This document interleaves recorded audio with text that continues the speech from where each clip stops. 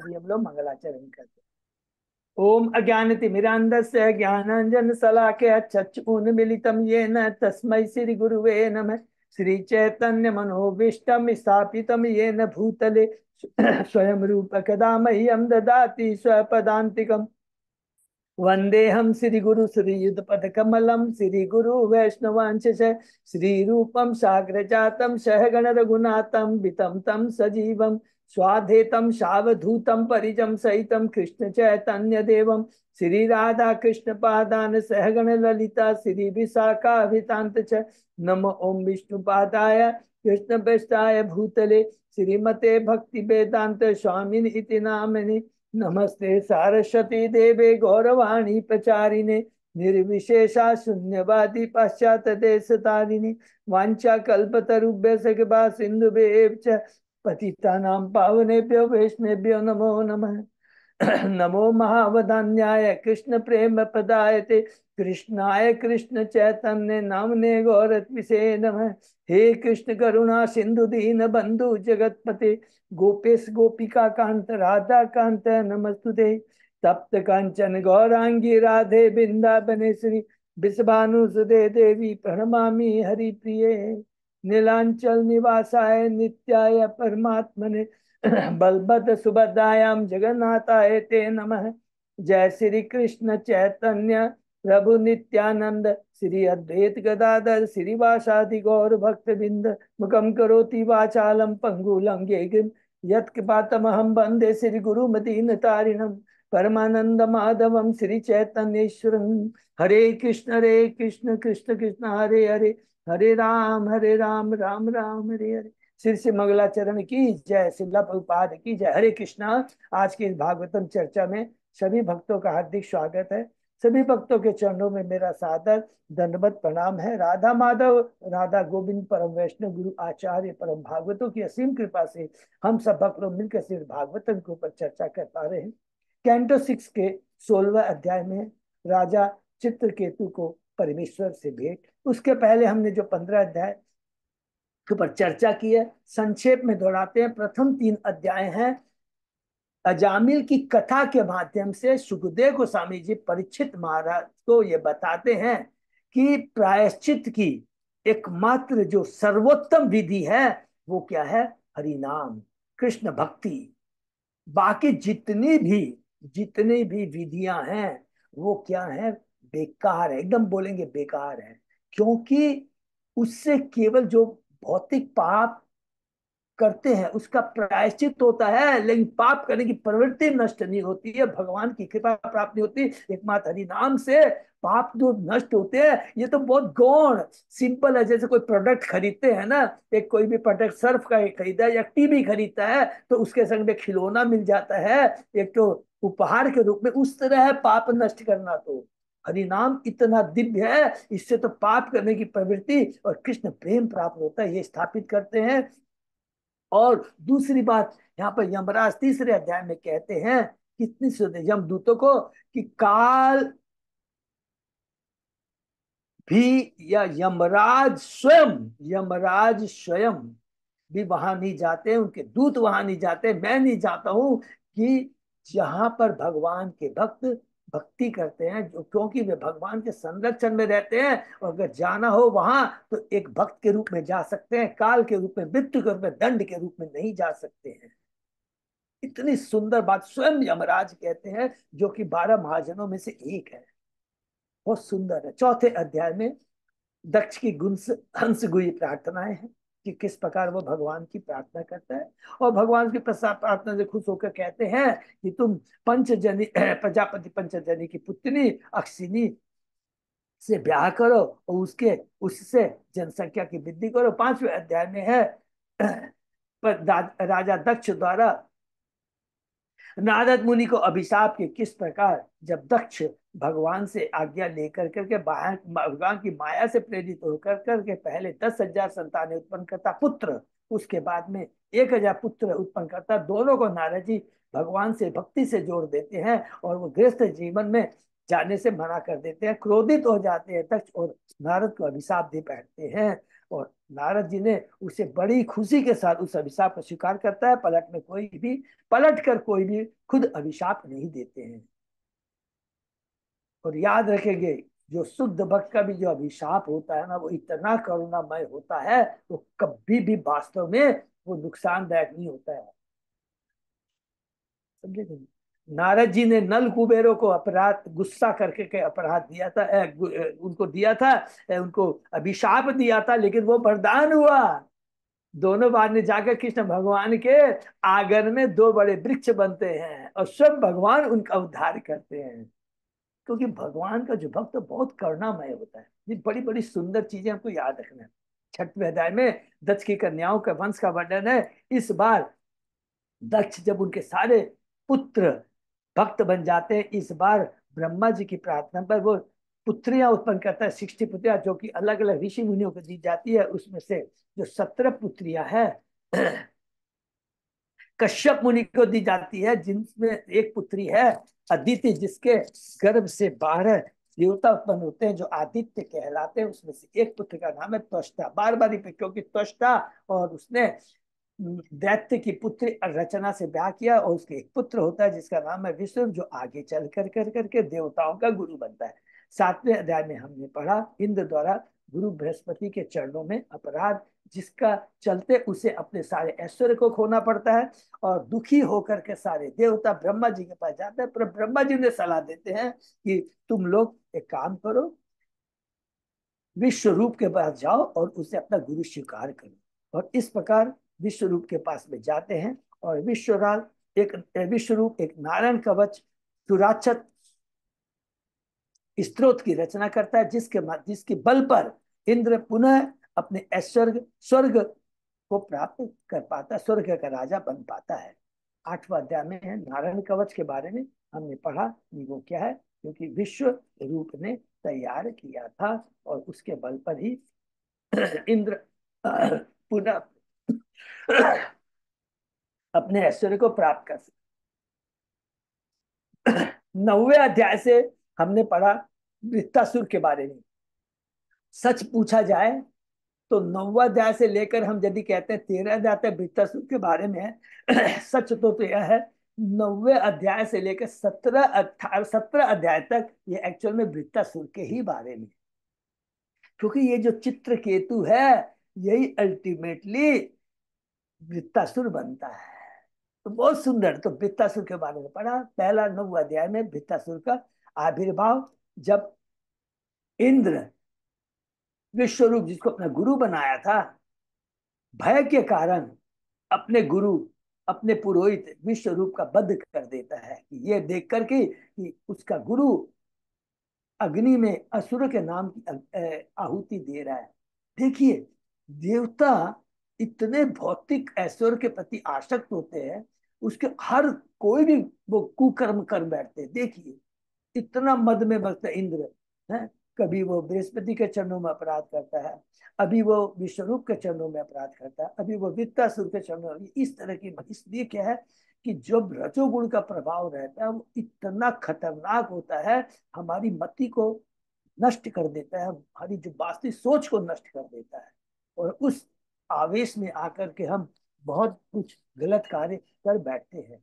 तो यही हाल हुआ, इंद्र बद्ध कर देता है विश्वरूप का, और उसके पाप को, जो पाप लगता है वो 4 जनों में बांट देता है, पृथ्वी जल वृक्ष और स्त्रियों में। लेकिन उधर उनका पिता तथा उसे माफ नहीं करता है, क्रोधित हो जाता है, एक यज्ञ करता है, और यज्ञ से, यज्ञ में तो ये वो इस उद्देश्य से यज्ञ करता है कि एक ऐसा पुत्र की प्राप्ति हो जो इंद्र को मार दे। लेकिन दुर्भाग्यवश उसने मंत्र का सही उच्चारण नहीं किया, तो उससे जो पुत्र हुआ वो क्या है, इंद्र के द्वारा मारा जा सके, इस तरह का उसके मंत्र के उच्चारण का अर्थ हुआ। वृत्तासुर का प्रकट होता है, और इस प्रकार वो देवताओं के ऊपर में आक्रमण करना शुरू कर देता है। देवता घबरा जाते हैं, घायल अवस्था में भगवान के पास में जाते हैं, और भगवान कहते हैं कि देखो, जो परम भक्त होते हैं केवल भौतिक इच्छा से मेरे पास नहीं आते हो, फिर भी तुम मेरे पास आए हो। तुम दधीची के पास जाओ जो मेरा परम भक्त है, उससे शरीर से, उसकी हस्तियों से जो वज्र बनेगा, उसके द्वारा तुम वृत्तासुर को मार सकोगे। इस प्रकार सभी देवता चले जाते हैं दधीचि के पास। और अध्याय 10 में हम लोग बढ़िया। तो सब लोग 10वां अध्याय में देखते हैं, भगवान के आदेश के अनुसार सभी देवता सॉरी दधीचि के पास जाते हैं। और दधीचि हंसी हंसी खुशी में वो दे देता है, अपना शरीर त्याग देता है।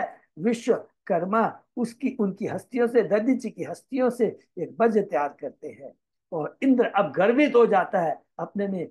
देखिए, होना ही होना है, साहस आना ही आना है, क्योंकि उसके हाथ में जो वज्र है साधारण वज्र नहीं है, उसके अंदर में भगवान की शक्ति और एक शुद्ध भक्तों की हस्ती से बना हुआ ये वज्र है। तो स्वतः ही उसने, जब हम भगवान के शरण में जाते हैं, हमें स्वतः ही हमारे में एक निर्भीकता आएगी आएगी, यदि सच्ची हमारी भक्ति है, विश्वास है, गुरु भगवान पर भक्ति पर विश्वास है, तो हमारे 100% आएगी एक भक्ति। उदाहरण है, उज्ज्वलंत उदाहरण है, इससे पूरी भागवत गीता में इससे बड़ा उदाहरण नहीं है, वो है प्रहलाद महाराज का। कितना खूंखार उसका पिता पूरे ब्रह्मांड को हिला देता है, देवता तक भाग जाते हैं, देवता उसके यहाँ के नौकरी करते हैं, उसकी सेवा करते हैं। वो खूंखार आदमी प्रहलाद का बाल बाका नहीं बिगाड़ सकता। तो वज्र लेके जाता है, देवताओं पर आक्रमण कर, सॉरी असुरों पर आक्रमण करता है। असुर घबरा जाते हैं और युद्ध मैदान को छोड़ के भागने लगते हैं। तो हम लोग 11वें अध्याय में पहुंचते हैं। शीर्षक है वृत्तासुर के दिव्य गुण। जब वृत्तासुर देखता है कि उसके असुर सैनिक भैंस के मारण भाग रहे हैं, तो वह उनमें दुत्कारता है और उसके बाद में देवताओं को भी फटकारता है। कहता है, जो युद्ध भूमि में सरेंडर होकर के, समर्पण करके पीछे भागते हुए पर जो कायर होते हैं, लज्जाहीन होते हैं, वही आक्रमण करते हैं। तुम मुझ पर वार करो। इंद्र अपना गदा उठाता है, वज्र नहीं उठाता है। देखिए, उसको भगवान के वज्र पर विश्वास नहीं है, भगवान के द्वारा दिए गए वज्र पर विश्वास नहीं, अपनी गदा पर विश्वास नहीं है। गदा फेंकता है और वृत्तासुर बड़े बाएं हाथ से उससे पकड़ लेता है और उसी गदा से वार करता है एरावत के ऊपर। एरावत इंद्र के संग गिर जाता है, इंद्र सहित गिर जाता है। वृत्तासुर बोलता है, इसे पुनः उठाओ, लेकिन इंद्र की हिम्मत नहीं होती है। इंद्र उठाता है, लेकिन उसकी फिर उसको कहता भी था, तुम वज्र को छोड़ो, लेकिन क्योंकि इसमें भगवान की शक्ति है। लेकिन इंद्र को अभी भी पूरा विश्वास नहीं है। और उस समय इंद्र जब वज्र नहीं छोड़ता है, बहुत सुंदर है कि उस समय जो स्तुति है, जिस तरह भगवान को जो याद करता है बीतासुर, बहुत ही सुंदर है। हे कमल नयन भगवान, जैसे पक्षियों से पंखहीन बच्चे अपनी माँ के लौटने तथा उसके द्वारा खिलाए जाने की प्रतीक्षा करते रहते हैं, उसी प्रकार मैं आपकी सेवा करने के लिए सदैव उत्कंठित रहता हूँ। हरि बोल। इतना समर्पण होता है, जैसे पक्षियों के बच्चे हैं, कुछ नहीं, पूर्ण रूप से अपने माता के ऊपर समर्पित रहता है कि माता आएगी, अन्न लेके आएगी, मैं खाऊंगा। उसी प्रकार भगवान का शुद्ध भक्त है, हर चीज के लिए वो क्या है, भगवान की कृपा पर आश्रित रहता है। बहुत बोलता है, इंद्र को नहीं समझ में आता है। 12वें अध्याय में प्रवेश करते हैं। शीर्षक है वृत्तासुर के यशस्वी मुक्ति। और उकसाने के लिए, इंद्र को उकसाने के लिए इस बार वृत्तासुर अपना त्रिशूल छोड़ता है। अब इंद्र वज्र को उठाता है, त्रिशूल को काट देता है और वृत्तासुर की एक बाहों को भी काट देता है। लेकिन वृत्तासुर अपने एक हाथ के रहते हुए इंद्र पर वार करता है और इंद्र से कहता है कि मुझे अब मारो। मारने के लिए वो कहता है, बहुत उकसाता है। लेकिन उसके बाद में इंद्र क्या है कि जो वज्र एक हाथ से जो उसका काट दिया था है वृत्तासुर, अपनी शक्ति के माध्यम से इंद्र पर युद्ध, इंद्र पर आक्रमण करता है। और इंद्र का भय के कारण वज्र छूट जाता है। वृत्तासुर कहता है, इसे उठाओ, लेकिन नहीं उठाता है। फिर देखिए, नहीं उठा रहा है। उसके बाद में बहुत सुंदर सुंदर उसको शिक्षा देता है। और तब इंद्र देखता है कि ये तो भगवान का परम भक्त है, वृत्तासुर के निष्कटम निष्कट कपट तथा साधु वचन सुनकर करके इंद्र ने उसकी प्रशंसा की और कहा, तुमने भगवान विष्णु की माया को पार कर दिया है और तुमने आसारी भाव का पूरी तरह से परित्याग कर कर करके महान भक्त का पद प्राप्त कर लिया है। और यह कहकर देखिए, जब भक्त के मुंह से सुनता है भगवान की भक्ति, वो हमारे हृदय में उतरती है। इस बार वृत्तासुर ने उसको भक्ति का संदेश दिया, भक्ति के बारे में बताया, उसकी चेतना में परिवर्तन आता है और तब उसका आदेश का पालन करता हुआ इंद्र अपने वज्र को उठाता, दूसरे हाथ को भी काट देता है वृत्तासुर के। और अंत में वृत्तासुर इतना शक्तिशाली होता है, उसको निगल जाता है इंद्र को, लेकिन नारायण कवच के कारण वो सुरक्षित रहता है। पुनः वृत्तासुर के पेट से बाहर आता है और वृत्तासुर का गला काट देता है, जिसको काट गर्दन काट देता है, जिसको काटने में उसको 1 साल लगते हैं इंद्र को। और किस प्रकार उसके बाद वृत्ता शरीर को छोड़ कर कर करके उसकी जो दिव्य ज्योति है, उसकी जो आत्मा है, वो स्वयं भगवान के धाम चली जाता है। 13वां अध्याय में है ब्रह्महत्या से पीड़ित इंद्र कि किस प्रकार जब इंद्र वृत्तासुर का वध करता है, एक और पाप का भागी बनता है और स्वयं साक्षात ब्रह्म हत्या उसके पीछे पीछा करती है। घूमते घूमते मानसरोवर में जाता है, जहाँ माता लक्ष्मी रहती है और 1000 वर्षों तक माता लक्ष्मी के संरक्षण में रहता है। और उसके बाद में वो ब्राह्मणों और मुनियों की कृपा से यज्ञ करके उसे इस ब्रह्म हत्या से मुक्त करते हैं। 14वें अध्याय में हम लोग प्रवेश करते हैं, राजा चित्रकेतु का शोध। यहाँ पर एक पड़ाव थोड़ा हल्का सा चेंज होता है कि जब वृत्तासुर भगवान के धाम चला जाता है, तो इस बार परीक्षित महाराज भी उस वृत्तासुर के बारे में सुखदेव गोस्वामी से पूछते हैं कि इतना बड़ा महान असुर, वृत्तासुर जैसा असुर भगवान का परम भक्त कैसे बना। क्योंकि भक्ति के लिए कोई भी जात पात क्वालिफिकेशन दरकार नहीं है। अगर कोई एक चंडाल भी है, कुत्ता खाने वाला भी है, अगर वो भगवान की भक्ति से जुड़ता है तो वो परम वैष्णव होता है और वो एक उच्च कोटि के ब्राह्मण से ज्यादा भाग्यशाली होता है। भगवान की कृपा प्राप्त करता है कि वो ब्राह्मण सब कुछ ज्ञान हो तभी सब कुछ लगेगा, अगर वो भगवान की भक्ति नहीं करता है तो उसके सारे ब्राह्मण गुण बेकार है। उत्तर में परीक्षित महाराज के उत्तर में सुखदेव गोस्वामी जी कथा सुनाते हैं, किसकी? चित्रकेतु की। जी कहते हैं चित्रकेतु भगवान का परम भक्त है, याद रखें, सारे ऐश्वर्य से संपन्न है लेकिन पुत्र नहीं है। और उसकी भावना को समझ करके अंगिरा मुनि वहां आते हैं और उसकी कुशलता पूछते, कहता है आप तो सब कुछ जानते हैं, एक पुत्र नहीं है। अंगिरा मुनि यज्ञ करते हैं और यज्ञ का अवशेष प्रसाद को उसकी सबसे बड़ी गुणवती पत्नी कृतधुनी को देते हैं, एक पुत्र की प्राप्ति होती है। लेकिन चित्रकेतु की जो बाकी पत्नियां थी, 99,999, 1 करोड़ पत्नियां थी, वो ईर्षा के चलते उस पुत्र को, उस बालक को विष दे देती है। बालक मर जाता है। राजा रानी चिल्लाते हैं, घबराते हैं।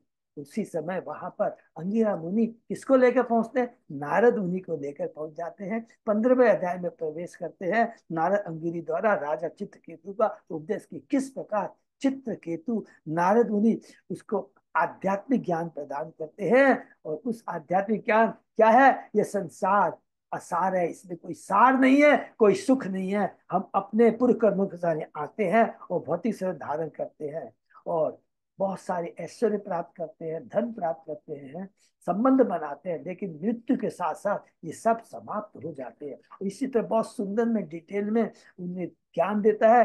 राजा को दिव्य चेतना जागृत होती है, अपने आंसुओं को पूछता है और कहता है कि आप दोनों महापुरुष हैं और मुझे वास्तविक ज्ञान देने में समर्थ हैं, कृपा करके मुझे ज्ञान दीजिए जिससे मैं इस कलुषित चेतना से मुक्त हो सकूं। उस समय अंगिरा ऋषि एक ही बात, बहुत इंपॉर्टेंट बात कहते हैं, हे राजन, तुम श्री भगवान के परम भक्त हो।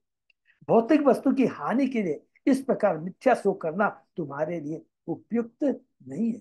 तुम्हें आत्मा की वास्तविक स्थिति पर ठीक से विचार करना चाहिए, तभी तुम अनावश्यक आसक्ति से छुटकारा पा सकोगे।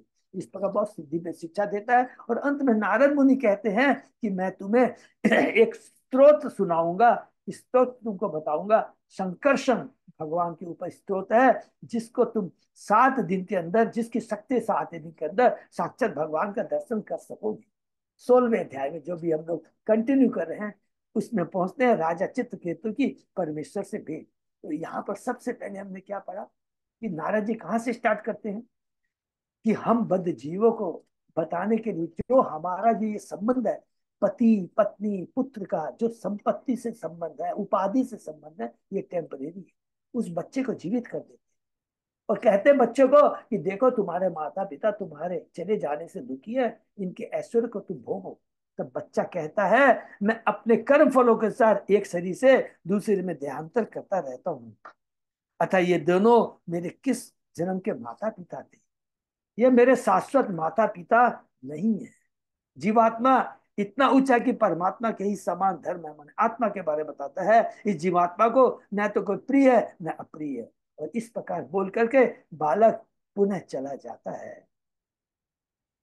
राजा चित्रकेतु का बहुत सुंदर एग्जाम्पल दिया कि जिस प्रकार हाथी जलाशय के कीचड़ से बाहर निकल आता है, वैसे राजा चित्रकेतु गृहस्थ जीवन के अंधकूप से बाहर निकल आता है। हरि बोल। और उसके बाद में नारद जी उसे कहते हैं कि मैं तुम्हें उपदेश देता हूँ। वो उपदेश क्या है? शंकर भगवान के लिए। और क्या कहते हैं? नारद जी सुनाते हैं, हे भगवान वासुदेव, मैं आपका ध्यान करता हूँ। हे भगवान प्रद्युम्न अनिरुद्ध एवं संकर्षण, मैं आपको नमस्कार करता हूँ। हे परम सत्य अद्वितीय, आप पर ब्रह्म परमात्मा भगवान के नाम से जाने जाते हैं। और इस प्रकार अलग अलग स्तुति उन्हें सुनाता है। उसके बाद में चित्रकेतु उनको दिव्य ज्ञान की प्राप्ति हो जाती है। चित्रकेतु ने एक सप्ताह तक जल पीकर नारद द्वारा दिए गए मंत्र का आध्यात्मिक जप किया और चित्रकेतु को आत्मज्ञान हो जाने से वो विद्याधर लोक को राज्य को प्राप्त हुआ। मंत्र के प्रभाव से चित्रकेतु अपने मन को आत्मज्ञान से अत्यधिक प्रकाशित होकर करके और उन्होंने अनंत देव भगवान के चरण बिंद की शरण प्राप्त किया, अर्थात भगवान का धाम प्राप्त किया।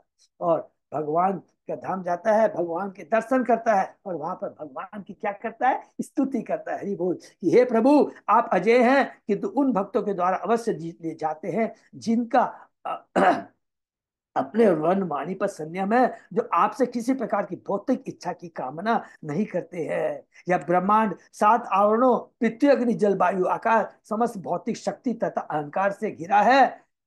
इस ब्रह्मांड के अतिरिक्त और भी असंख्य ब्रह्मांड है जो आपने आप में स्थित परमाणुओं की भांति है और चक्कर लगाते रहते हैं। अर्थात जितने भी एक नहीं असंख्य ब्रह्मांड है जो कि भगवान में समाहित रहते हैं। और इसीलिए भगवान को क्या बोलते हैं? ये बहुत इंपॉर्टेंट है, अनंत कहते हैं। जिसका कोई माने भगवान अनंत है। हे भगवान, इंद्र तृप्ति के भूखे, बहुत सुंदर हम लोगों ने पीछे कहा, इंद्र तृप्ति के भूसे पाश्विक वृत्ति के कारण आपकी उपासना न करके के नगण्य देवताओं को जो आपके यश की लघु चिंगारी के समान है उनकी पूजा करते हैं। समस्त ब्रह्मांड के संहार के साथ साथ ये देवता नंबर 1 और उनके द्वारा जो हमको आशीर्वाद मिलता है वो विनष्ट हो जाते हैं। किस तरह? जिस प्रकार राजा सत्ताहीन होने पर सारे राजकीय कर्मचारी, हे अजीत, भागवत धर्म जो आपने सुनाया है, आपने जो बताया है, आपके चरणामृत को प्राप्त करने की एकमात्र निष्कलुष प्रणाली है। उसके अलावा कोई दूसरी विधि नहीं है। इस भौतिक जगत से छुटकारा पाने के लिए केवल एकमात्र विधि है भागवत धर्म। भागवत धर्म को छोड़कर से सभी धर्म विरोधों से पूर्ण है और कर्म फल की विचार द्वारा तथा तू मैं तथा तेरा और मेरा जैसे भेदभाव से पूर्ण है। केवल भगवान का जो, देखिए आप याद रखेंगे, गीता भागवत में कहीं भी किसी भी जात पाति किसी का भी वर्णन नहीं है। वर्णन किसका है? केवल आत्मा का। और कोई भी जीव है, चींटी से लेकर ब्रह्मा तक में जो आत्मा है सब भगवान का अंश है। शरीर भले ही अलग अलग हो सकता है।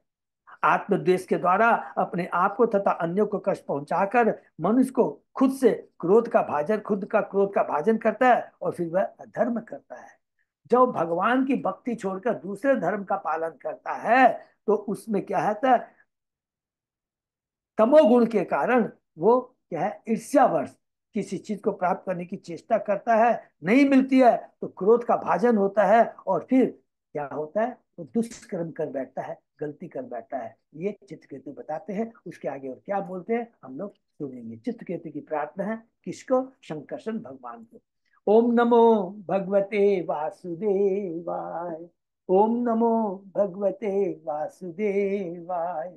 ओम नमो भगवते वासुदेवाय। नारायण नमस्कृत्य नरं चैव नरोत्तमं देवी सरस्वती व्यासं ततो जयम् उदीरे। नष्प्रायेषु भद्रेषु नित्यं भागवत सेवया भगवती उत्तम श्लोके भक्ति भवति नैष्ठिकी। कृष्णाय वासुदेवाय देवकी नंदनाय च नंद गोप कुमाराय गोविंदाय नमो नमः। आराधयो भगवान भजेश तनय ततदाम बिंदावनम रमया काचित उपासना व्रजवधु वर्गेय कल्पिता। श्रीमद्भागवतम प्रमाणम अमलम प्रेमापुमर्तो महान श्री चैतन्य महाप्रभो मतमिदम तत् आदरो न पर। हरे कृष्ण कृष्ण कृष्ण हरे हरे हरे राम राम राम हरे। कैंटो 6 चैप्टर 16 श्लोक नंबर 43। थैंक यू अजय प्रधान। हम लोग शुरू करते हैं। नव्यभिचरति तवो इच्छा ही अभिहितो भागवतो धर्म स्थिर चर सत्व कम कदम्बेशु कदम्बेशु वेशु अपृथिक धियो यमुपाशते त्वारिया। हे भगवान, जीवन के महत उद्देश्य से विचलित न होने वाले आपके दृष्टिकोण के साथ मनुष्य का धर्म श्रीमद् भागवत भगवत गीता में उपदिष्ट। हरि बोल। तो मनुष्य का परम धर्म किसमें वर्णित है? गीता और भागवतम में। जो मनुष्य आपके आदेश और धर्म का पालन करता है, जड़ तथा चेतन समस्त जीवात्मा को समान मानते हुए और किसी को उच्च तथा निम्न नहीं मानते, वे आर्य कहलाते हैं। ऐसे आर्य आप श्री भगवान की उपासना करते हैं, ऐसे ही आर्य परम भक्त कहलाते हैं। भागवत धर्म तथा कृष्ण कथा एक ही है। श्री चैतन्य महाप्रभु चाहते थे कि प्रत्येक व्यक्ति गुरु बनकर भगवत गीता से भागवत अन्य पुराणों वेदांत सूत्र तथा इसी प्रकार वैदिक ग्रंथों सर्वत्र श्री कृष्ण के उपदेशों का प्रचार करे। कौन सा है? भारत भूमि ते जन्म हुई जन्म सार्थक हो जारे देखो तारे को कृष्ण उपदेश आमर आज्ञा गुरु होए तारो यही देश। हरि बोल। तो इसलिए हमें करना क्या है? गुरु बनना है। पहले अपने को आचरण में लाना है, फिर दूसरे लोगों को भी दूसरे लोगों में प्रचार करना है कृष्ण भावना मित्र का, भागवत धर्म का। सभ्यता में अग्रणी आर्य लोग भागवत धर्म का पालन करते हैं। 5 वर्ष के होते हुए भी प्रहलाद महाराज ने कहा, बहुत सुंदर श्लोक है, कुमार आचरेत प्राज्ञो धर्मान भागवता भागवतान इह दुर्लभ मानुषम जन्म तत् अपि अध्रुवम अर्थदम। प्रहलाद महाराज अपने सहपाठियों को भागवत धर्म का उपदेश उस समय करते जब कक्षा में अध्यापक नहीं होते थे। हरि बोल। उनका कथन है कि बच्चों को 5 वर्ष की आयु से भागवत धर्म की शिक्षा दी जानी चाहिए, क्योंकि यह मनुष्य देह अत्यंत दुर्लभ है और इस विषय को समझने के लिए भागवत धर्म का अभिप्राय है श्री भगवान के आदेशानुसार जीवन बिताना। हम देखते हैं कि भगवत गीता में परमेश्वर ने मानव समाज को 4 सामाजिक विभागों में नियोजित किया है। यह ब्राह्मण, क्षत्रिय, वैश्य तथा शूद्र। पुनः पुराणों तथा अन्य वैदिक ग्रंथों में 4 आश्रम वर्णित है जो आध्यात्मिक जीवन के ब्राह्मण, ब्रह्मचर्य, गृहस्थ, वानप्रस्थ और संन्यास। अतः भागवत धर्म का अर्थ है 4 प्रकार के सामाजिक तथा आध्यात्मिक विभागों का वर्णाश्रम। वर्ण आश्रम, वर्णाश्रम। तो जो भी वर्ण में है, ये आश्रम है, सबका एक ही धर्म है, परम धर्म है। वो क्या है? भगवान की भक्ति करना। मानव समाज के वे सभी सदस्य जो भागवत धर्म का कठोरता से पालन करते हैं तथा श्री भगवान के उपदेशों से जीवन यापन करते हैं, वे आर्य कहलाते हैं। ऐसे आर्यों की सभ्यता पूर्ण। हरि बोल। ऐसे सभ्य मनुष्य वृक्षों, पशुओं, मनुष्यों तथा अन्य जीवात्मा में कोई भेदभाव नहीं रखते। पंडिता समदर्शी, विद्या विनय संपन्न, ब्राह्मण, गंभीर स्त्री, सूर्य से पंडिता समदर्शी। गीता के 5वें अध्याय का 18वां। श्री कृष्ण भावनामृत में सुशिक्षित होने से वे प्राणियों को समभाव से देखते हैं। आर्यजन एक छोटे से वृक्ष तक को वृथा नहीं काटते। बड़े बड़े वृक्षों को इंद्र तृप्ति हेतु काटने की बात तो दूर रही, इस समय संपूर्ण विश्व में हत्या करना प्रमुख बन चुका है। मनुष्य इंद्र तृप्ति के हेतु वृक्षों की, पशुओं की, यहाँ तक कि मनुष्य की भी हत्या करते हैं। वृक्षों के बिना कारण देखिए हम लोग आज बीच पर बीच काटे जा रहे हैं, काटे जा रहे हैं। इकोलॉजिकल बैलेंस चेंज हो रहा है, क्लाइमेट चेंज हो रही है। किंतु यह आर्य सभ्यता नहीं है। जैसा कि कहा गया है, स्थिर चर सत्व कदम्बेशु, जो हमने यहाँ पर पढ़ा है, अपृथक धिय, इसी श्लोक का है। शब्द बताता है कि आर्य लोग जीव की उच्च तथा निम्न कोटियों में भेदभाव नहीं रखते थे। समस्त प्रकार के जीवों की रक्षा होनी चाहिए, सभी जीवों को रहने का अधिकार है, चाहे वे पशु हो या पौधे। आर्य समाज का यही मूल सिद्धांत है। निम्न जीवों के अतिरिक्त जितने भी जीव मानवीय सभ्यता को प्राप्त हो चुके हैं, उन्हें ब्राह्मण क्षत्रिय व शूद्र के समाज में विभाजित करना चाहिए।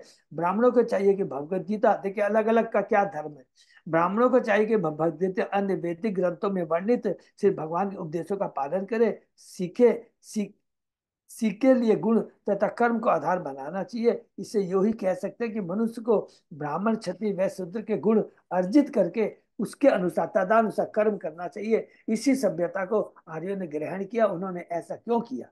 क्योंकि वे श्री कृष्ण को प्रसन्न रखने के इच्छुक थे। यही संपूर्ण सभ्यता है। आर्यगण न तो कृष्ण के उपदेशों से विपत होते हैं और न उन्हें श्री कृष्ण के संबंध में किसी प्रकार का संदेह है। किंतु जो अनार्य तथा आसुरी लोग हैं, वे भगवद गीता श्रीमद् भागवत उपदेशों का पालन नहीं करते। इसका कारण यह है कि उन्हें अन्य जीवात्माओं के मूल्य पर इंद्र तृप्ति करते रहने की शिक्षा दी गई है। नूनम प्रमता कुरुते विकर्म, उनका एकमात्र कार्य इंद्र तृप्ति के हेतु सभी प्रकार की वर्जित गतिविधियां करना है। फोर रेगुलेटेड विषयों को फॉलो नहीं करना है।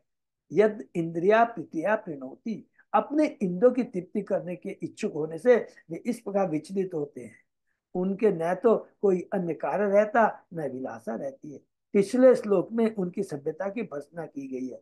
का छेमो निज परियोग किया न पाता है, स्वपर द्रुहा धर्मेण। ऐसी सभ्यता से क्या लाभ जो अपने आप की तथा अन्यों की हत्या करती हो। हमारी अपनी हत्या मीन्स जिसको मनुष्य योनि मिली है, भगवान की भक्ति से नहीं जुड़ा है, केवल इंद्रिय तृप्ति में अपने पूरा ये मनुष्य दुर्लभ जीवन बिता देता है और फिर दूसरा शरीर, इस शरीर को छोड़ के दूसरा भौतिक शरीर ग्रहण करता है। तो ये मृत्यु, जन्म मृत्यु का चक्र चलता रहता है। अतः यह श्लोक प्रत्येक मनुष्य को आर्य सभ्यता का सदस्य बनने, श्री भगवान के उपदेशों को स्वीकार करने की सलाह देता है। मनुष्य को चाहिए कि भगवान के उपदेशानुसार ही अपने सामाजिक, राजनीतिक तथा धार्मिक कार्य करे। हम कृष्ण भाव आंदोलन द्वारा श्री कृष्ण द्वारा इच्छित समाज की स्थापना करने का प्रयास कर रहे हैं। कृष्ण भावना में भक्ति का यही अभिप्राय है। इसलिए हम भगवत गीता को यथारूप में प्रस्तुत करते हैं, समस्त प्रकार के मनोरथों को पास में नहीं भटकने देते। हरि बोल। मूढ़ तथा उच्चक के लोग गीता की अपने अनुसार व्याख्या करते हैं।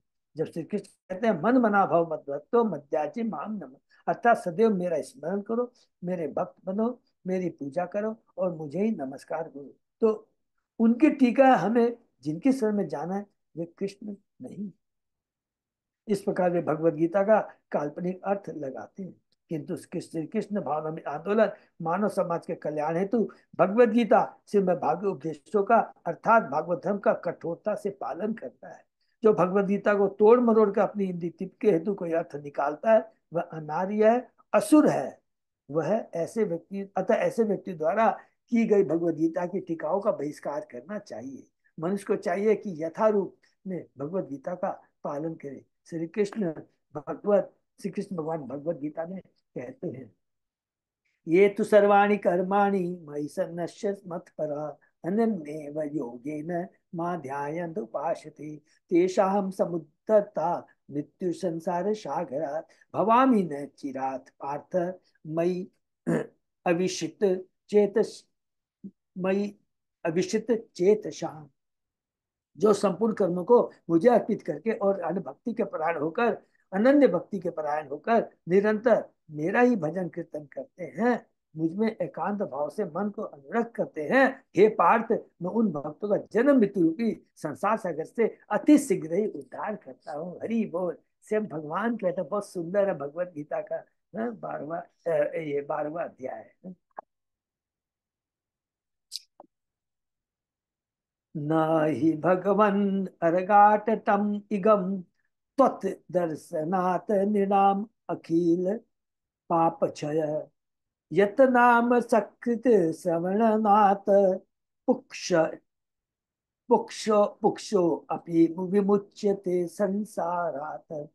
हे भगवान, आपके दर्शन मात्र से किसी के लिए भी समस्त भौतिक कल्मशों से तुरंत मुक्त हो जाना असंभव नहीं है। हरि बोल। किसी के लिए भी समस्त भौतिक मुक्त होना संभव नहीं है। केवल दर्शन मात्र से, आप जब आपके पवित्र नाम के एक बार सुन लेने से ही चंडाल तक समस्त भौतिक कलमश से मुक्त हो जाते हैं।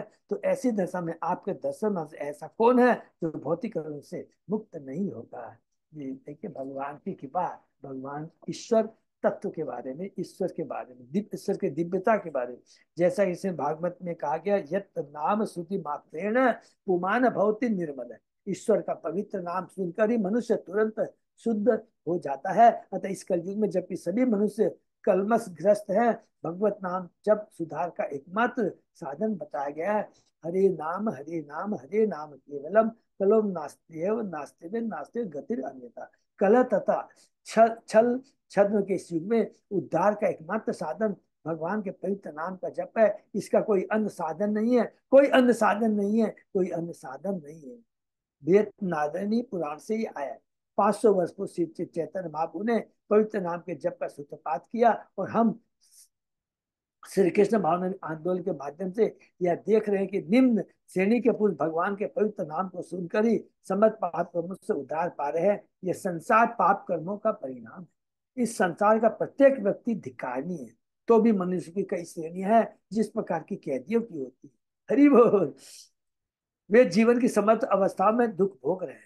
संसारी दुखों को रोकने के हरे कृष्ण संकीर्तन आंदोलन को ग्रहण करना चाहिए। यहाँ पर क्या है, यह नाम संकीर्तन नाथ।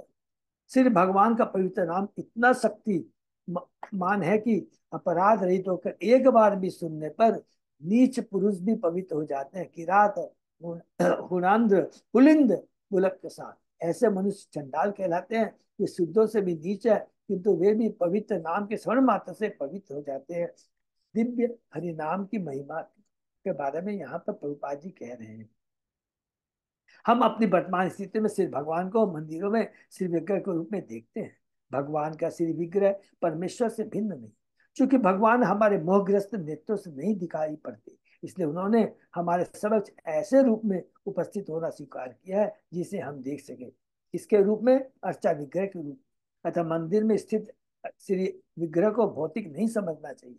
श्री विग्रह को भोजन भेंट करके तथा उसे अलंकृत करके उसकी सेवा करने से मनुष्य को वही फल प्राप्त होता है जो बैकुंठ में साक्षात भगवान की सेवा से प्राप्त होता है। इसको अंडरलाइन करने की प्लीज, बहुत इंपॉर्टेंट बात देखा है। जो अर्चा विग्रह है, जो जिसको जिनकी प्राण प्रतिष्ठा होती है, वो प्राण प्रतिष्ठित अर्चा विग्रह की पूजा करने से जो लाभ, वही लाभ प्राप्त होता है जो बैकुंठ में साक्षात भगवान की सेवा से प्राप्त होता है। हरि बोल। अथ भगवान वयम अधुना तवलोक परिमृष्टा परिमृष्टाशय भला सूर ऋषिणा यत कथितम तावकेन कथम अन्यथा भवति। अतः हे श्री भगवान, मेरे समस्त पाप कर्मों के कलमश एवं भौतिक आसक्ति तथा विषयों के फल जिनसे मेरा मन तथा अंत स्थिर पूरित था, सदा सर्वदा के लिए धुल गए। हरि बोल। जो कुछ नारद मुनि ने कहा है वह अन्यथा नहीं हो सकता।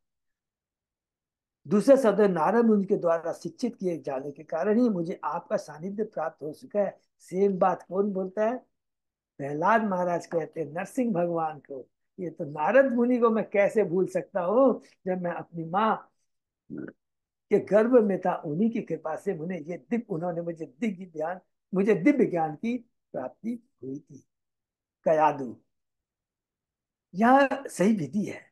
मनुष्य को चाहिए कि वह नारद, व्यास तथा असित जैसे विद्वानों से शिक्षा ग्रहण करे और उनके सिद्धांतों का पालन करे, तभी उसे अपने नेत्रों से श्री भगवान के दर्शन हो सके। इसके लिए केवल अभ्यास चाहिए। अतः श्री कृष्ण नामादि न भवेत ग्राह्यम इंद्रिय। हम अपने मोक्षण नेत्रों तथा अन्य इंद्रियों से भगवान को नहीं देख सकते, किंतु यदि विद्वानों के उपदेशों के साथ अपनी इंद्रियों को भगवान की सेवा में लगाते हैं तो हम उनका दर्शन कर सकते हैं। श्री भगवान का दर्शन करते ही अंतःस्थल के समस्त पाप नष्ट हो जाते हैं। इसके लिए और कोई विधि की दरकार नहीं है। हरि बोल। ये पुनः भगवान के नाम की शक्ति, भगवान की कृपा, भगवान का दर्शन करने से, भगवान के नाम गुण लीलाओं का स्मरण करने का ये दिव्य सुफल है। विदितम अनंत समस्तम तव जगतात्मने जने तत् ज, ज, ज, जने ही चरितम आचरितम विज्ञापयम परम गुरो कियत एव शब्दी एव खद्योते। हे अनंत भगवान, इस भौतिक जगत में जीवात्मा जो भी करता है उससे आप विदित हैं, क्योंकि आप परमात्मा है। सूर्य की उपस्थिति में जुगनुओं के प्रकाश से क्या ला, हरि बोल। उसी का, चूंकि आप सब कुछ जानने वाले तथा आपकी उपस्थिति में मेरे बताने के लिए, जानने के लिए, मेरे बताने के लिए कुछ भी नहीं है। नमस्तुभ्यं भगवते सकल जगत स्थित लयो उदयो ईशाय दूरवसितात्मगतये कुयोगिनाम भिदा परम हंसाय। हे भगवान, आप इस दृश्य जगत के कर्ता, पालक तथा संहारक, किंतु घोर संसारी तथा भेदवादी जनों के पास वे नेत्र ही नहीं होते जिनसे आपको देख सके। वे आपकी वास्तविक स्थिति को न समझ पाने के कारण ये समझ बैठते हैं कि यह दृश्य जगत आपके ऐश्वर्य से मुक्त है। हे भगवान, आप परम विशुद्ध हैं और छह ऐश्वर्यों से ओतप्रोत है, तथा मैं आपको नमस्कार करता है। ईश्वर स्थिति में भगवान की दिव्य स्थिति के बारे में बताते हैं। नास्तिक लोग सोचते हैं कि दृश्य जगत पदार्थ के संयोग से अकस्मात निर्मित हुआ, उसमें ईश्वर का कोई हाथ नहीं है। तथाकथित भौतिकतावादी, रसायन विज्ञानी तथा नास्तिक विचारक इस दृश्य जगत के संबंध में ईश्वर का नामोल्लेख भी करने से कतराते रहते हैं। उनके लिए ईश्वर की सृष्टि को समझ पाना असंभव है, क्योंकि वे घोर भौतिकतावादी है। श्री भगवान तो परमहंस है, अर्थात परम शुद्ध, जबकि इंद्रिया सुख में आसक्त तथा भौतिक कार्यकलापों में गधों की तरह जुटे रहने वाले व्यक्ति, पापी व्यक्ति अत्यंत नीच पुरुष होते हैं। नास्तिक प्रवृत्ति होने के कारण उनका सारा वैज्ञानिक ज्ञान बीता है, वे श्री भगवान को नहीं समझ पाते। हरि बोल। यम वे ससंतम अनुविश्वसृज स्वसंति यम चेकितानम अनुचित उच्चकंति भूमंडलम सरस पायति यस्य मुधर्नि तस्मे नमो भगवते अस्तु सहस मूर्धने। हे भगवान, आपकी चेष्टा से ही भगवान ब्रह्मा, इंद्र तथा दिव्य जगत से अन्य अधिकचर अपने अपने कार्यों में निरत होते हैं। सेम चीज कौन कहते हैं? यमराज कहते हैं कि मैं, ब्रह्मा, शिव सभी उनके नियंत्रण में। हे ईश्वर, आपके द्वारा देखे जाने पर इंद्रिया देख पाती है। श्री भगवान समस्त ब्रह्मांड को अपने सर पर सरसों के बीज के समान धारण करते हैं। एक ब्रह्मांड नहीं, असंख्य ब्रह्मांड को धारण करते हैं। इसलिए भगवान को क्या बोला जाता है? अनंत। हे सहस्र फण वाले प्रभु, आपको, हे अनंत, मैं आपको सादर नमस्कार कर। इस प्रकार चित्रकेतु भगवान की स्तुति करते हैं। तो सुखदेव गोस्वामी जी अब कहते हैं, श्री शुकवाच संसुतो भगवानो एवं अनंत तम अभाषत विद्यातर पतिम प्रातो चित्रकेतुम कुरु उद्धव। सुखदेव गोस्वामी ने कहा, हे कुरु श्रेष्ठ में श्रेष्ठ महाराज परीक्षित, विद्याधरों के राजा चित्रकेतु द्वारा की गई स्तुति से अत्यधिक प्रसन्न होकर भगवान अनंत देव ने इस प्रकार उत्तर दिया। तो भगवान का दर्शन मिलता है किसकी कृपा से? नारद जी की कृपा से। कैसे? नारद जी ने उनको पहले अनंत शेष की स्तुति बताई, संकर्षण की स्तुति बनाई। उस स्तुति का चित्रकेतु ने पालन किया, भगवान की स्तुति की, भगवान का दर्शन होता है, भगवान की अब वो स्तुति करते हैं। कौन? अब चित्रकेतु स्तुति करते हैं और भगवान को प्रसन्न करते हैं। अब भगवान क्या बोलते हैं? श्री भगवान वाच यत नारद अंगिरोभ्याम ते व्याहितम में अनुशासनम संसिदो असि तथा तया राजन विद्या दर्शनात् च मे। भगवान अनंत देव ने इस प्रकार उत्तर दिया, हे राजन, तुम परम साधु नारद अंगिरा द्वारा मेरे संबंध में दिए गए उपदेशों को अंगीकार करने के कारण दिव्य ज्ञान से भली भांति अवगत हो चुके हो। इतना सुंदर भगवान कहते हैं कि तुमने प्रामाणिक गुरु, प्रामाणिक मेरे भक्त नारद अंगिरा से सुना है, उनसे उपदेश प्राप्त किया है, और इसी कारण दिव्य ज्ञान से तुम भली भांति अब अवगत हो चुके हो। अर्थात हमें ज्ञान दिव्य प्रामाणिक गुरु से सुनना चाहिए। खुद भगवान कह रहे हैं, इतना सुंदर श्लोक है ये, इसको याद रखना है। और आध्यात्मिक ज्ञान में शिक्षित होने के कारण तुमने मेरा साक्षात दर्शन किया, अतः तुम अब पूर्णतः सिद्ध हो चुके हो। ये देखिए, शुद्ध भक्तों के मुखारबिंद सुनने से खुद भगवान कहते हैं कि किससे सुनना चाहिए, शुद्ध भक्तों के मुख से सुनना चाहिए। जीवन कृषि इसी में है कि ज्ञान द्वारा ईश्वर के अस्तित्व तथा ईश्वर द्वारा इस संसार के सृजन पालन संहार को समझा जाए। पूर्ण ज्ञान होने पर नारद अंगिरा उनकी शिष्य परंपरा के सदस्यों की संगति द्वारा ईश्वर के प्रति प्रेम उत्पन्न किया जा सकता है।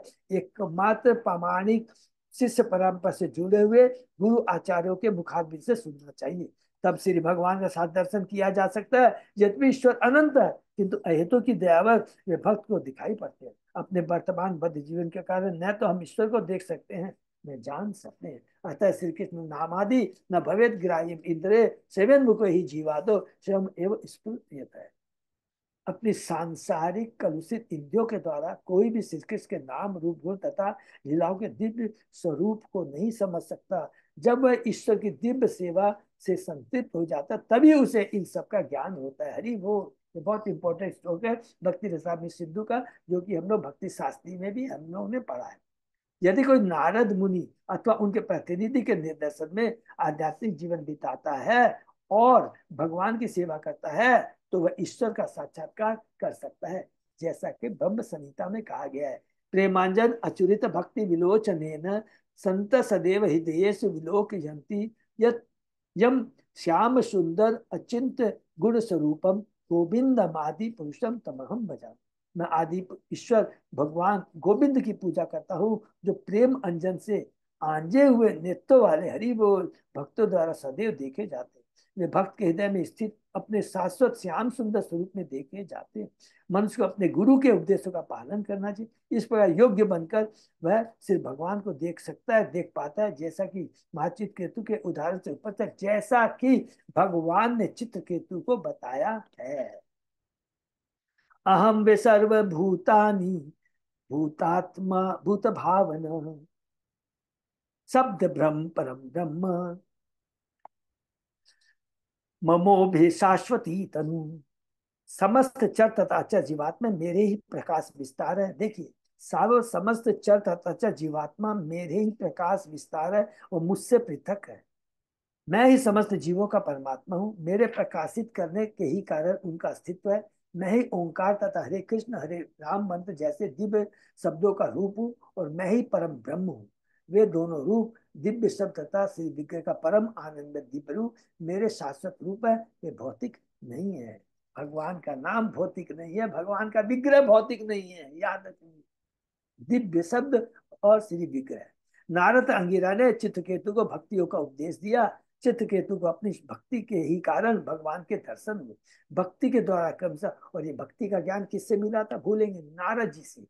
भक्ति के द्वारा क्रमशः अग्रसर होकर मनुष्य जब ईश्वर का प्रेम पात्र बन जाता है, प्रेमा पुमार्थो महान, तो उसे प्रतिक्षण उसी क्षण ईश्वर का दर्शन होता है।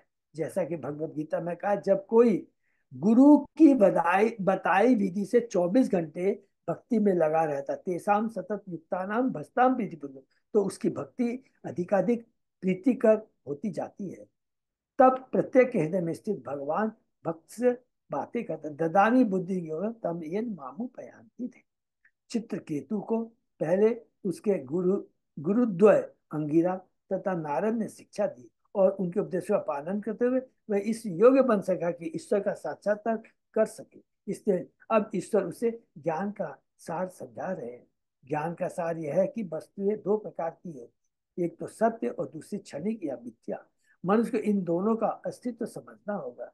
वास्तविक तत्व या सत्य तो ब्रह्म परमात्मा तथा श्री भगवान ने श्रीमद मद भागवत में कहा गया है, वदंती तत्वद तत्व यत ज्ञान अव्यम ब्रह्मेति परमात्मेति भगवान इति शब्द। परम सत्य के ज्ञाता तत्वविद उस अद्वैत वस्तु को परम परमात्मा तथा भगवान कह के पुकारते हैं। परम सत्य इन तीन रूपों में सदैव विद्यमान है, अतः ये तीनों मिलकर तत्व कहलाते हैं। अतएव अतत्व से दो प्रकार की किरणें निकलती है, कर्म तथा विकर्म।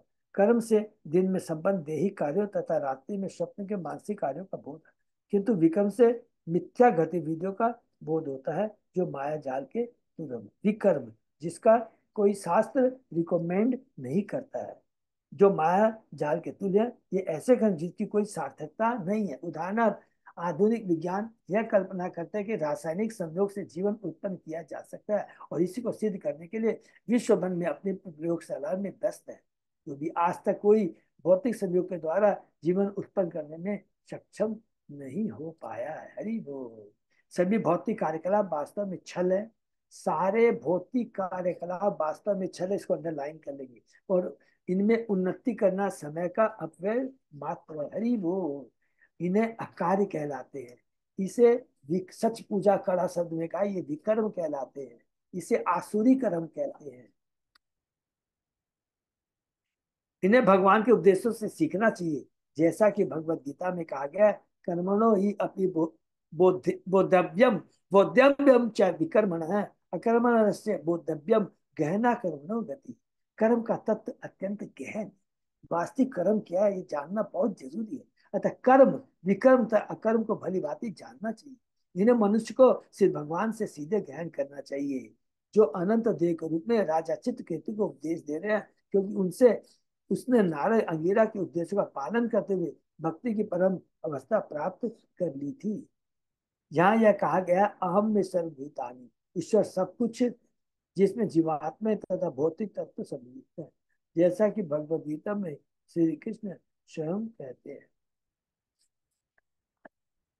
भूमि आपो अंधो वायु खम मनु बुद्धि एवं अहंकार इत्यम्य भिन्ना प्रकृति पंचदा अपरेयम इति तु अन्याम प्रकृति विधि में पराम जीव भूता महाभावो येदम धायते जगत।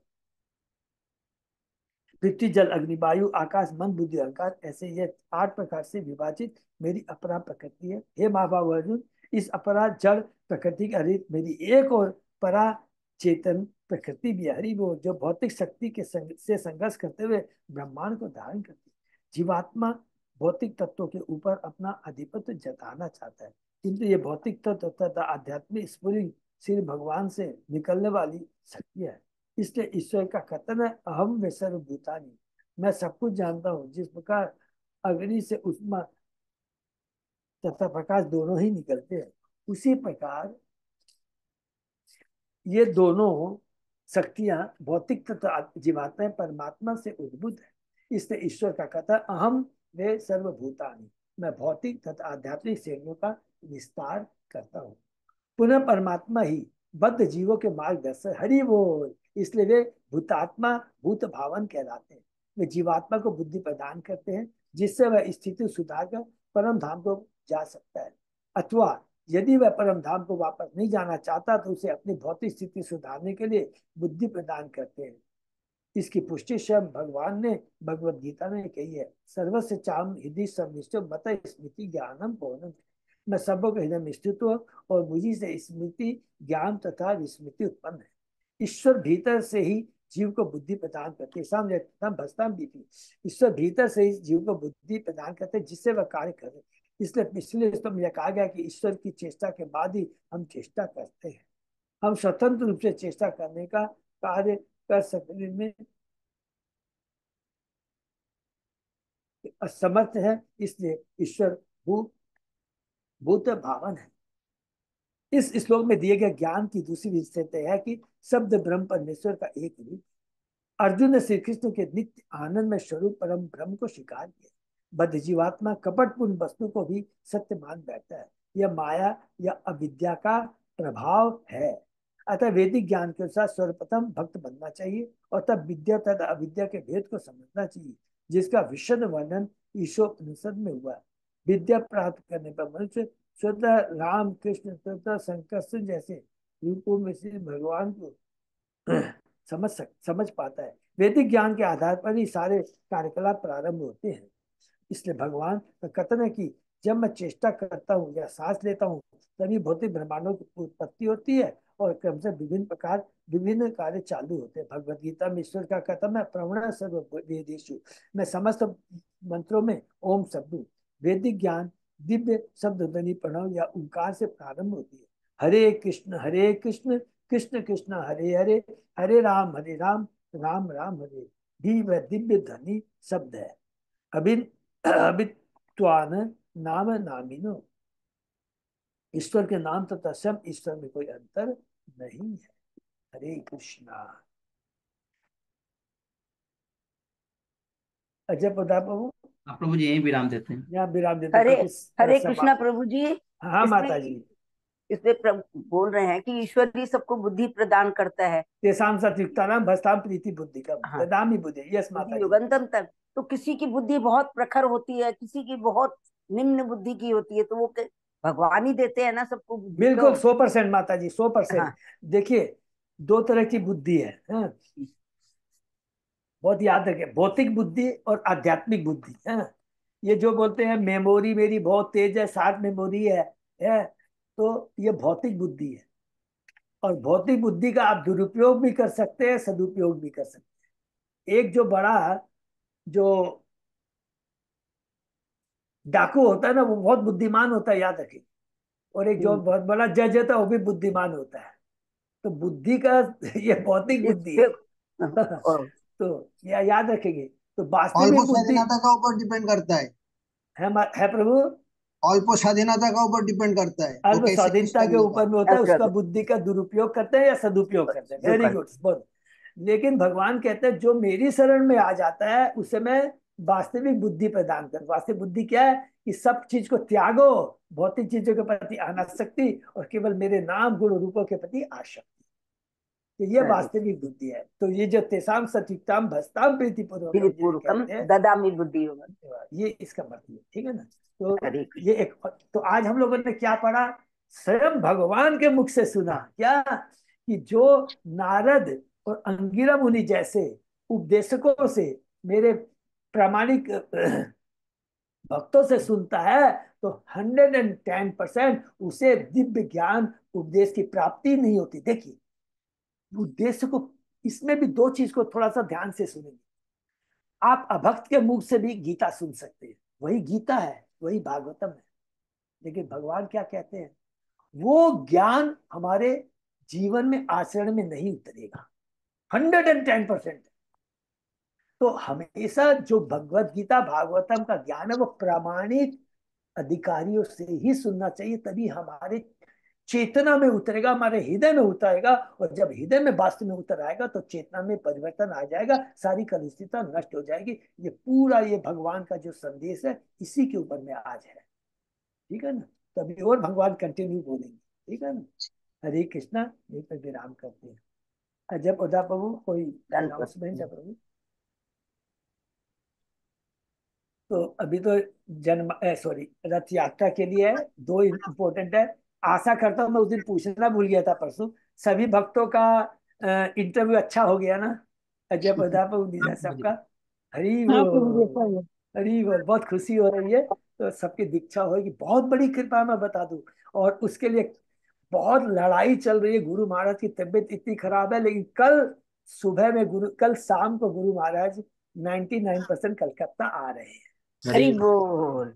और हमें कृपा मिलेगी, इसलिए भगवान से हम लोगों को गुरु महाराज के लिए भी प्रार्थना करनी है। तो जो जप माला कर रहे हैं, तो मेरी ये पर्सनल रिक्वेस्ट है सबसे, कि सब एक माला गुरु महाराज के नाम की भी कीजिए, प्लीज जरूर कीजिए, हैं?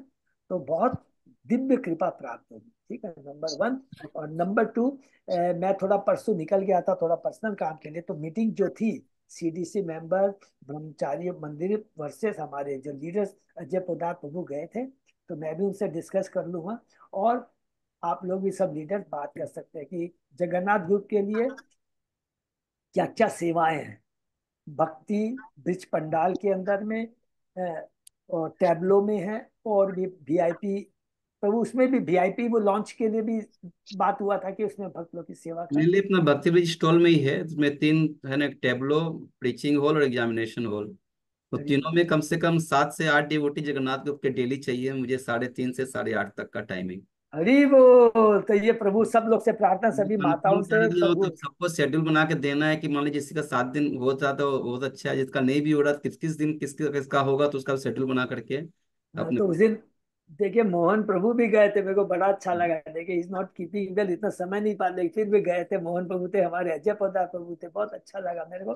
तो पूरा अजय पोदार प्रभु समझ लेंगे, उन्होंने बता दिया है कि हमारे पूरे जगन्नाथ से डेली, डेली मीन्स इसका मतलब 8 तारीख से लेकर 13 तारीख तक, 14 तारीख तक। 14 तारीख तक, सॉरी 14 तारीख तक सबको रहना है और सेवा करनी है। तो प्लीज सामने आगे बढ़ करके आकर के अपनी लिस्ट हमारे अजय पोदार प्रभु को सब लोग दे देंगे।